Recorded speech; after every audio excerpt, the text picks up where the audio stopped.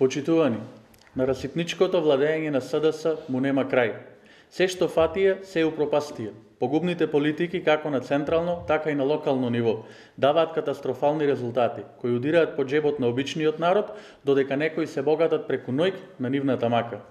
Имено, пред известно време, на еден интернет портал, бе објавени документи во кои се гледа бруто билансот на партнерите од страна на тутунскиот комбинат Прилеп.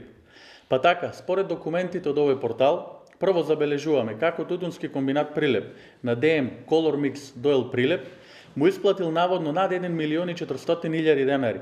При тоа, во десниот агол од документот е испишано дека оваа сума била потрошена за боја, кнауф и поликолор. Потоа, има документ во кој е наведена сума од 54.000 денари кој комбинатот му го исплаќа на ресторанот Чифлик, сума потрошена за угостителски услуги, што исто така укажува на недомајкинско работење и непотребно трошење на пари. Во наредниот документ, овој портал објавува дека тутунскиот комбинат на Порше Македонија Дойл за сервис на Ауди 8 без тендер му исплаќа сума од 422.734 денари.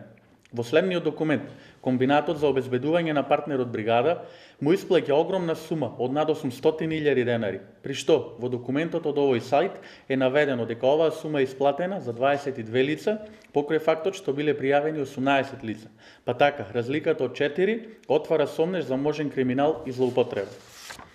Во друг документ наведено е дека Уни Атлас за набавка на компресори му се исплатени речиси 70.000 евра, при што напишано дека се прикажани 30.000 евра за да нема тендер и да се врши набавката без тендер. На последниот документ објавен на сајтот наведено е дека за кров без објавен тендер од комбинатот на градба Јасен му се исплатени над 3.900.000 денари. Прашуваме, дали се ова вистините наводи изнесени во документите објавени на овој интернет портал? Ова ли е домаќинското работење кое владата, предводена од СДС, го ветуваше за граѓаните? На ваков ли начин се води грижа за успешно и функционално работење на комбинатот кој пропаѓа со секој изминат ден? Бараме од одговорните лица на комбинатот да се произнесат околу овие документи кои пред известно време осамна на интернет просторот. Исто така, сакаме да известиме јавноста дека поседуваме видеоматеријал кој алудира на злоупотреба на службената положба и овластување од страна на најтесното раководство на комбинатот. Го повикуваме основното јавно обвинителство во рамките на своите законски надлежности под опрен глас да ги провери изнесените наводи во документите објавени на интернет порталот. Се со цел да испита можен криминал, можна злоупотреба која се одразува на штета на комбинатот, а во корист на поединци поврзани со раководството на истиот.